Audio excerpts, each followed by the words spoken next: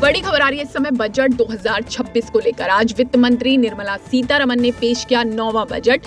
PM Modi ने इसे कहा है रिफॉर्म बजट। अब सामने आ गए हैं तमाम बड़े ऐलान। जाने की बजट 2026 में किसानों और ग्रामीणों के लिए क्या ऐलान हुआ, तो बता दें कि कृषि और उत्पादकता को बढ़ावा देने के लिए एआई टूल लॉन्च करने का प्रस्ताव दिया गया है। किसानों के लिए भारत विस्तार एआई एग्री टूल का ऐलान हुआ है।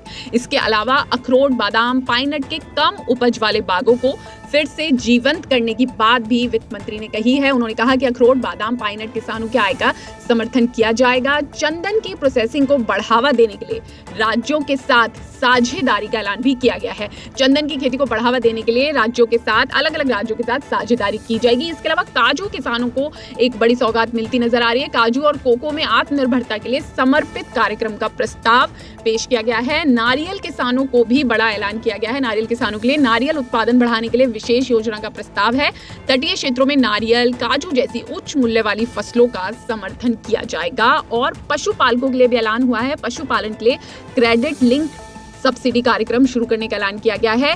तटीय क्षेत्रों में मत्स्य पालन मूल्य श्रृंखला को मजबूत करने की बात वित्त मंत्री ने बजट में कही है। बताया है कि मत्स्य पालन क्षेत्र के लिए 500 जलाशयों का विकास किया जाएगा। इसके अलावा किसानों की आय बढ़ाने का काम किया जाएगा। वित्त मंत्री ने कहा कि समावेशी विकास लक्ष्य के तहत किसानों की आय बढ़ाने का काम होगा। उन्होंने ये भी कहा कि किसानों की कमाई बढ़ाएंगे और छोटे और सीमांत किसानों पर फोकस रहेगा।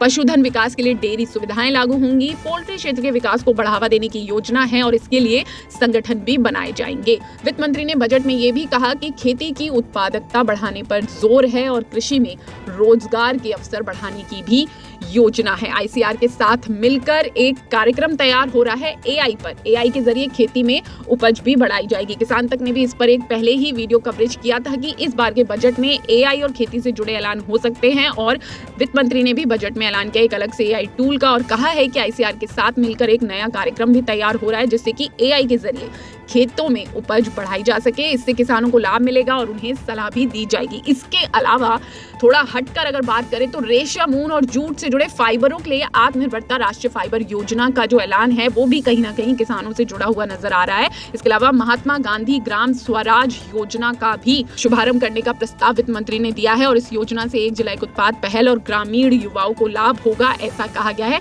तो बजट में अब तक जो बड़े ऐलान हुए हैं, जो ग्रामीण अर्थव्यवस्था और किसानों से जुड़े हैं, उनमें कुछ बड़े ऐलान हैं। काजू किसानों के लिए अखरोट, बादाम, पाइन नट के कम उपज वाले बागों को फिर से जीवंत करने की बात की गई है।